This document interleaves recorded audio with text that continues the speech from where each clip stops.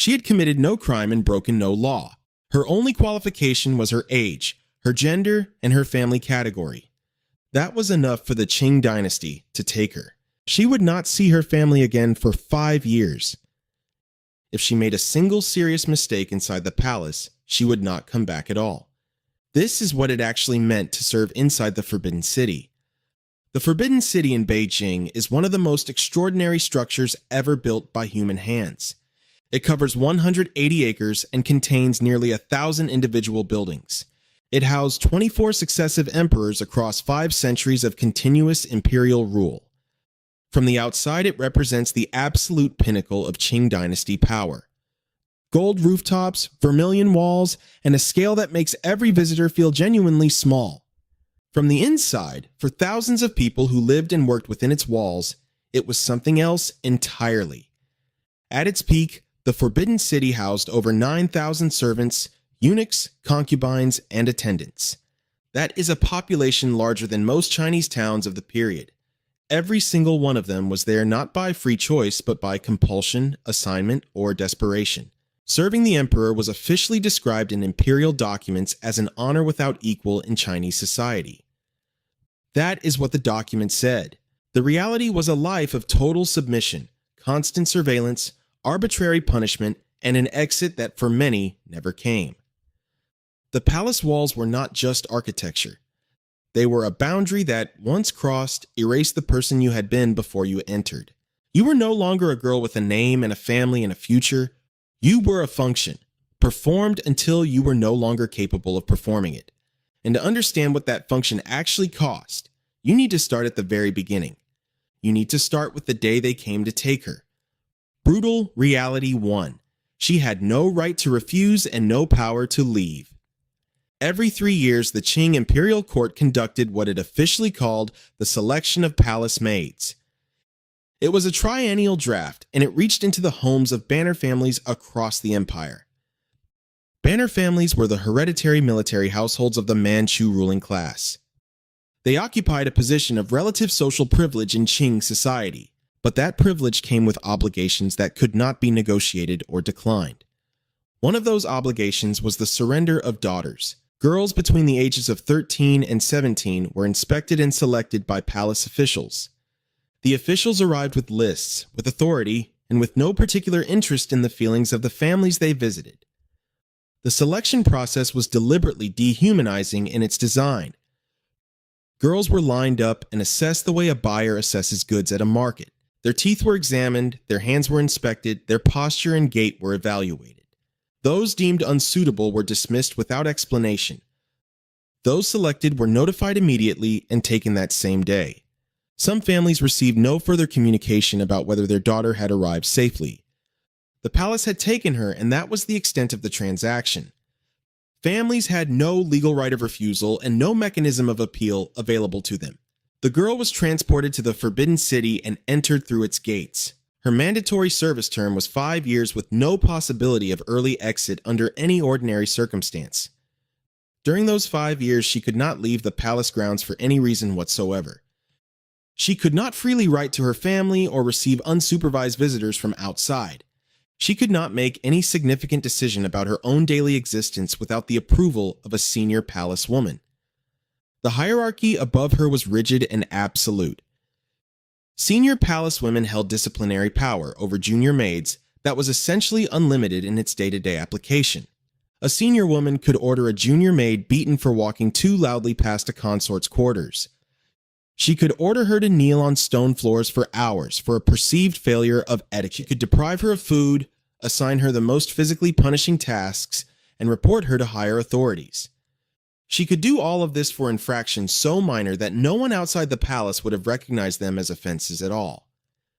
The system was deliberately designed to produce total compliance through the constant threat of unpredictable consequence. A girl who never knew which of her behaviors might trigger punishment learned very quickly to suppress everything, every instinct, every preference, every personality trait that was not explicitly required by her function was eliminated. She did not become obedient through understanding. She became invisible through fear. And from the palace's perspective, that was exactly what was required. Brutal reality. 2. The rules were designed to be impossible to follow.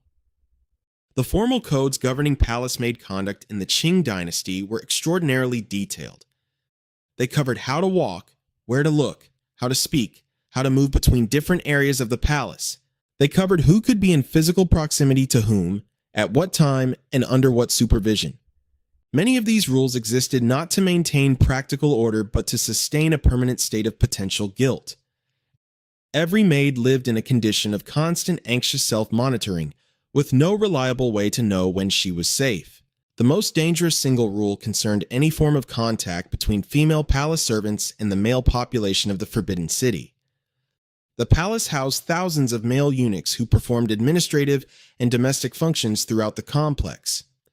Contact between a palace maid and any male servant was strictly prohibited at essentially all times.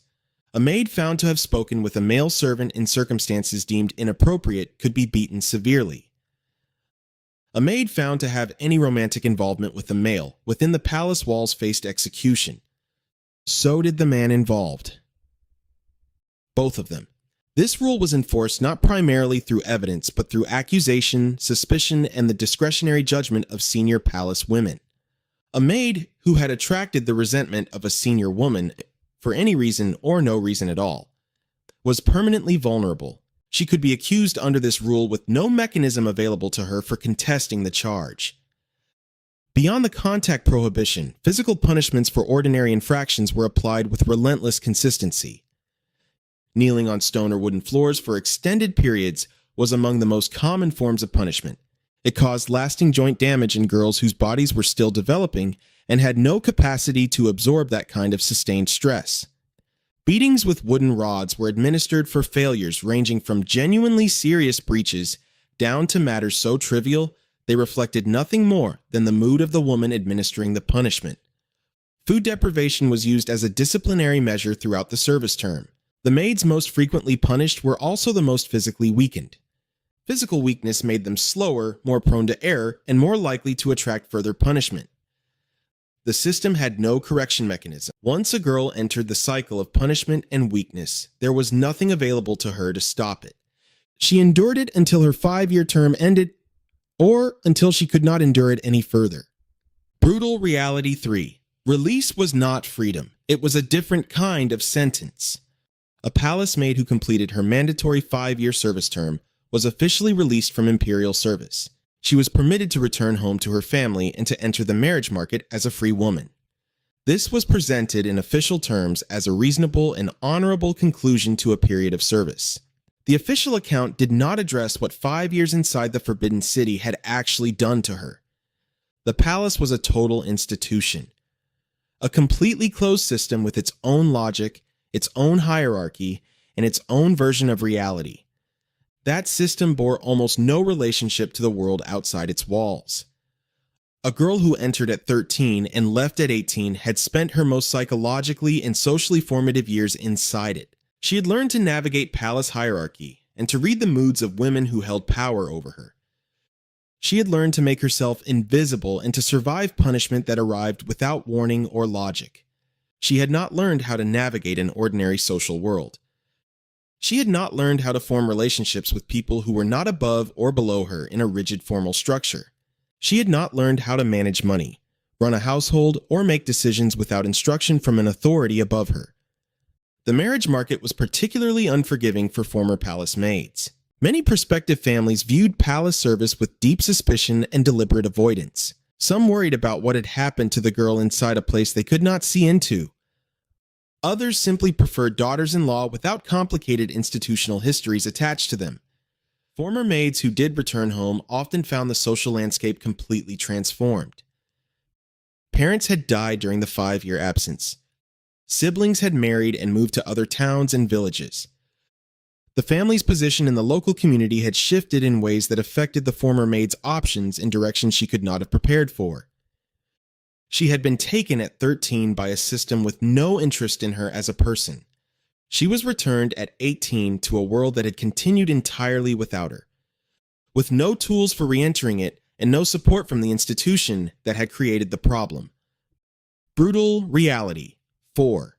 The palace replaced everything and left nothing behind. The most insidious cruelty of the Forbidden City was not what it did to its servants during service. It was what it left behind in them after the service ended. Total institutions, closed systems of complete control, do not merely constrain the people inside them. They restructure those people's interior lives so thoroughly that the institution itself becomes the only coherent framework they have. For palace maids who had spent 5 formative years inside one of the most rigidly controlled environments in human history, this had a specific and devastating consequence. Removal of that structure at the end of service did not produce freedom. It produced disorientation so complete that for some women it was more frightening than the palace itself had been. There are documented cases from the late Qing period of former palace maids returning to the gates of the Forbidden City after their release. They asked to be readmitted. They asked to go back into the institution that had punished them, isolated them, and consumed 5 years of their youth. From the outside, this seems completely incomprehensible. The answer is that for these women, the palace was not primarily experienced as oppressive. It was experienced as the only environment in which they knew how to exist as functioning human beings. Outside the walls, every social interaction required a kind of independent judgment the palace had spent 5 years training them not to exercise. Every decision, what to eat, where to go, who to speak to, how to spend an unstructured hour, required autonomous choice. That capacity had been systematically suppressed throughout their entire service term. They had been trained to wait for instruction, to defer to authority, and to suppress every personal impulse before it became visible. None of that training had any application in the world outside the palace gates. The palace had taken their youth, which was finite and visible. It had also taken their capacity to inhabit their own lives without an external structure directing every moment. Unlike the youth, that capacity did not return with time. It had been removed too early and too thoroughly for ordinary civilian life to restore it. The Forbidden City still stands in Beijing and receives millions of visitors every year. They walk through the same gates that the palace maids passed through at 13. They cross the same courtyards where punishment was administered without record or appeal. They read the plaques that describe the architectural history and the imperial lineage. The official story emphasizes 5 centuries of continuous imperial power and cultural achievement. The girls who sustain that power at the cost of their youth are not named in that story. They are not individually recorded in any official historical document. The palace took what it needed from them and returned what was left. What was left was not always enough to build a life from. The walls are still there. The girls are not remembered.